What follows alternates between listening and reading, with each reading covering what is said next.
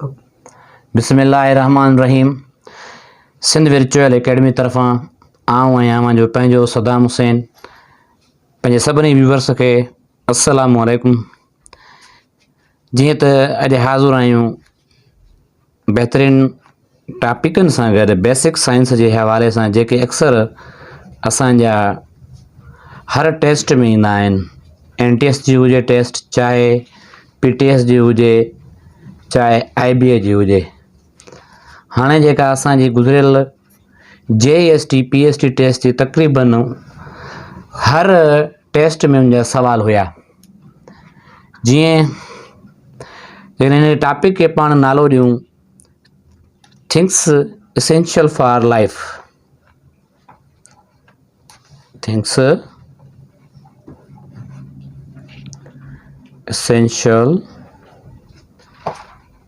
For life, जेके पंहिंजी ज़िंदगीअ लाइ तमामु ई ज़रूरी शयूं आहिनि। ज़िंदगीअ जे लाइ, पंहिंजी लाइ, ज़िंदगी लाइ सिर्फ़ु न, पर दुनिया ते जेका ज़िंदगी मौजूदु आहे उन ज़िंदगीअ जे लाइ ज़रूरी शयूं आहिनि।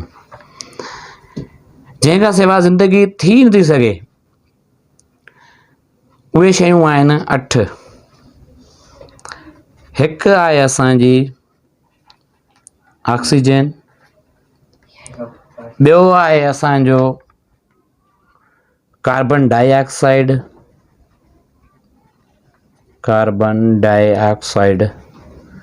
टीं पंहिंजी जेका मेजर शइ आहे उहा आहे नाइट्रोजन। उनखां पोइ चौथी पंहिंजो आहे वाटर। पंजी पंहिंजी जेका मेजर चीज़ आहे उहा आहे हीट, गर्मी। छहीं पंहिंजी शइ आहे लाइट।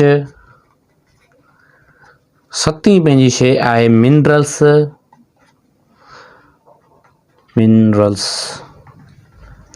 ऐं अठीं उहा पंहिंजी शइ आहे interdependence of plants and animal.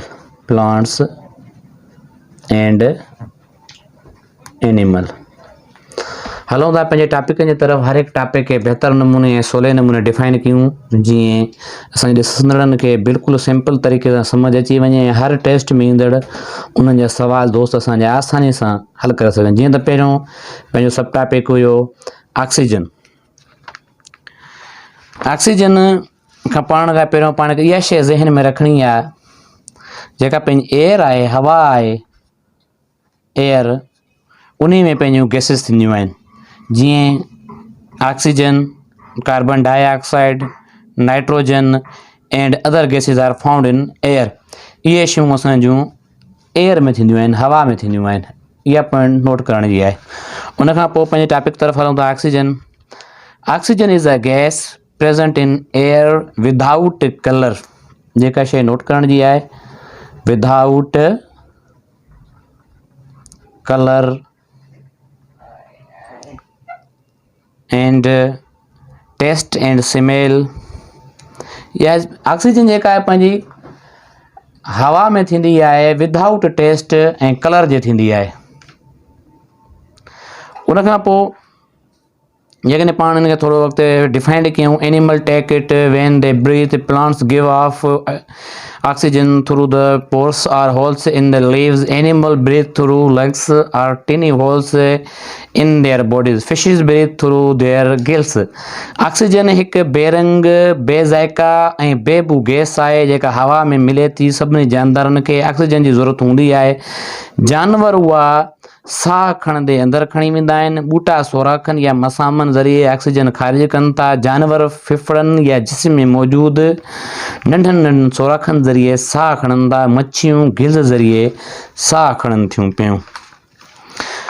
इन खां पोइ जीअं पंहिंजो एयर टॉपिक हुयो, एयर खे थोरो डिफाइन कयूं। हलूं, एयर में पंहिंजूं कहिड़ियूं कहिड़ियूं गैसिस ऐं केतिरियूं हूंदियूं आहिनि। एयर में पंहिंजी जेका गैस हूंदी आहे ऑक्सीजन। इहे पॉइंटूं तक़रीबन हर टेस्ट में ईंदियूं आहिनि, दोस्त नोट कनि।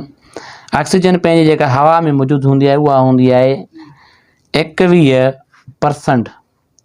उनखां पोइ जेका पंहिंजी कार्बन डाइऑक्साइड ऐं ॿियूं गैसूं आहिनि उहे हूंदियूं आहिनि 1%।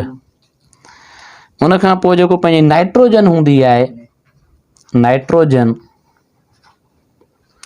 78% हूंदी आहे पंहिंजी हवा में। ये पॉइंटूं दोस्त नोट कनि, ये तक़रीबन हर टेस्ट में लाज़मी ईंदियूं आहिनि ऐं इन नमूने सवाल ईंदा आहिनि। लास्ट टाइम असांजो PST JST जेका टेस्ट हुई, उन में हे ॿई सवाल ॿिन्हिनि पेपरनि में आया हुया। जेकॾहिं फर्दर थोरो पाण ऑक्सीजन खे डिफाइन कयूं, oxygen burns or break food down to produce energy. Oxygen जेका खुराक खे तवानाई मुहैया करण लाइ टोड़ींदी या साड़ींदी आहे। उनखां पोइ पंहिंजो ॿिए टॉपिक रहंदो आहे, टॉपिक हे पंहिंजो वधी वेंदो छो जो पाण बेस पढ़ी रहिया आहियूं साइंस जो। इंशाल्लाह फर्दर बि इन्हनि शयुनि खे डिफाइन पाण अॻिते हली कंदासीं। कार्बन डाइऑक्साइड पंहिंजो सेकेंड टॉपिक हुयो, carbon dioxide. Carbon dioxide, plants in the presence of sunlight, water and carbon dioxide make carbohydrates, glucose. Burning of carbon in wood, coal and petrol etc. produce carbon dioxide. Animal also breathe out carbon dioxide.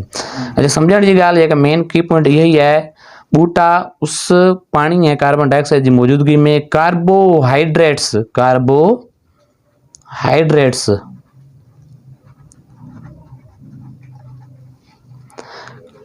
ठाहिनि था। काठी, कोयले ऐं petrol वग़ैरह में carbon dioxide जे सड़ण सां carbon dioxide पैदा थींदी आहे। जानवर बि कार्बन डाइऑक्साइड ख़ारिज कंदा आहिनि। उनखां पोइ जीअं त पाण पोइ ते पंहिंजो थर्ड वन टॉपिक हुयो पंहिंजो नाइट्रोजन।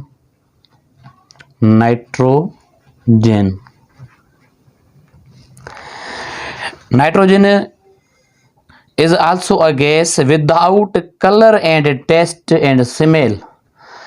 अच्छा, नाइट्रोजन जेका असांजी गैस आहे उहा बि हिकु बेरंग, बेज़ाइका ऐं बेबू गैस आहे।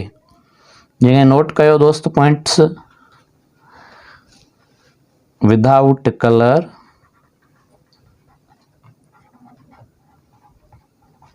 And taste and smell as well as smell, बेबू ऐं बेज़ाइका गैस थींदी आहे। All living bodies need nitrogen. जेके बि असांजा जानदार आहिनि, जेके बि धरती ते मौजूदु आहिनि, सभिनी खे नाइट्रोजन जी ज़रूरत हूंदी आहे। Plants absorb nitrogen of air through their roots. Nitrogen comes to by soil by rain water. Nitrogen मिटीअ में मींहं जे पाणीअ जे ज़रिए ईंदी आहे। असांखे नाइट्रोजन ॿूटा खाइण सां हासिलु थींदी आहे। नाइट्रोजन प्रोटीन ठाहिण में मदद कंदी आहे। नाइट्रोजन हेल्प्स इन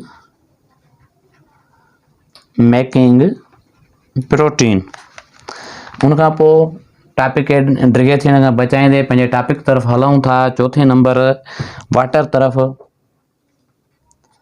ऑलमोस्ट हमें ख़बर आहे त water the most essential thing for life after air. All animal and plants have certain amount of water in their bodies. 70% of human body contain water. 70% of human body contain water. जेका 70% human body आहे, इंसान जी body आहे, 70% उन में पाणी हूंदो आहे। ऐं उनखां पोइ अॻिते हलूं था। 60% of tree is water. Water is needed in digestion, circulation, excretion. Water helps to keep a normal body temperature and carries waste material of the body. We can drink water. Nevertheless, fruits and vegetables are also good sources of water. पाणी हवा खां पोइ ज़िंदगी लाइ तमामु अहम शइ आहे। सभिनी जानवरनि ॿूटनि जे जिस्मनि में पाणीअ जो हिकु मख़सूस मिक़दारु हूंदो आहे। जीअं इंसानी जिस्म में 70%, वण में 60% सो पाणी आहे। पाणी हाज़मे, रत जी गर्दिश, इखराज जी ज़रूरत में पाणी पाण खे सपोर्ट करे थो। पाणी असांजे जिस्म जी गर्मी पद खे मामूल ते रखण में बि बिल्कुलु मदद करे थो। अच्छा, अॻिते हलूं था पंहिंजे टॉपिक तरफ़। टॉपिक खे थोरो खुटाईंदा हलूं, तमामु डिघो थी वियो आहे पंहिंजो टॉपिक। जीअं त पंहिंजो अॻिते टॉपिक आहे हीट एंड लाइट। हिते प्लस कयूंसि। हीट एंड लाइट खे गॾियल तौरु पढ़ूं था पिया। The right amount of heat और warmth is essential for life. It is the sun which is the main source of heat. असांजो जेको हीट जो मेन सोर्स आहे मेन सोर्स ऑफ हीट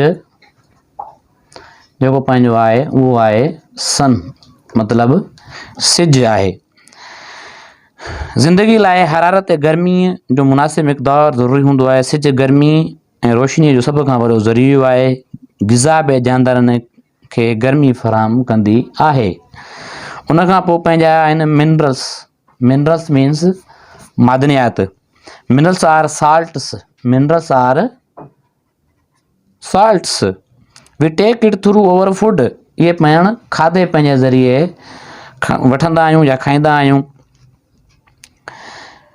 असांजे लिए बॉडी जे लाइ ज़रूरी हूंदा आहिनि मिनरल्स खां सवाइ असांजी बॉडी जेका बि आहे minerals are important for bones, असांजे हॾनि जे लाइ, flesh, hair, nails, teeth, blood ऐं जेके असांजा साल्ट्स आहिनि necessary for proper growth of our body. Proper growth of our body. जेकॾहिं असांजा मिनरल्स बराबरि असां न वठंदासीं या असां न खाईंदासीं त असांजी जेका असांजी ग्रोथ आहे उहा प्रॉपर न थींदी। उन खां पोइ पाण हलूं था पंहिंजे 8 नंबर पॉइंट तरफ़, interdependence of plants and animal. Plants and animal, हिन में बि सम्झण जूं कुझु ॻाल्हियूं आहिनि, की पॉइंट्स आहिनि। Animal depends on plants for food and oxygen. Food of animal comes from plants or other animal which also eat plants. If there are no plants, there will be no food. Without food, no animal can alive. Simple ॻाल्हि आहे, लेकिन सवली सिंधी में पाण चऊं जानवर ग़िज़ा ऐं ऑक्सीजन लाइ ॿूटनि ते इन्हिसार कनि था। जानवरनि जी ग़िज़ा ॿूटनि या ॿूटनि खोर ॿिनि जानवरनि मां अचे थी। जेकॾहिं ॿूटा न हुजनि हा त खुराक बि न हुजे हा। सिंपल ॻाल्हि आहे, जेकॾहिं ॿूटा न हुजनि हा त खुराक बि न हुजे हा। इन में को माना गुंजाइश जी ॻाल्हि ई कोन्हे।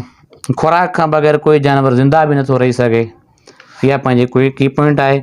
लेकिन अञा फर्दर प्लांट्स खे पाण डिफाइन कयूं, प्लांट्स पाण खे ऑक्सीजन फ़राहम कंदा। प्लांट्स पाण खे ऑक्सीजन फ़राहम कंदा। Plants give off oxygen during day time. Day time पाण खे इहे ऑक्सीजन ॾींदा आहिनि।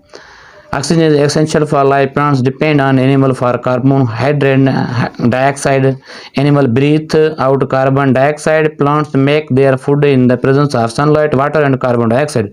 बूटा ॾींहं जे वक़्तु माना डे टाइम में, मतिलबु डे टाइम में ॾींहं जे वक़्तु ऑक्सीजन ख़ारिज कनि था। ऑक्सीजन ज़िंदगी लाइ ज़रूरी आहे। बूटा कार्बन डाइऑक्साइड जे दारोमदार रखनि था पिया। माशाल्लाह पंहिंजो बहितरीनु टॉपिक आयो। इंशाल्लाह मिलूं था जल्दी हिकु नए टॉपिक सां गॾु। दोस्तनि खे जेका शइ सम्झ में न आई हुजे असांखे मैसेज कनि। महिरबानी। सिंध मुरकंदी, सिंध पढ़ंदी।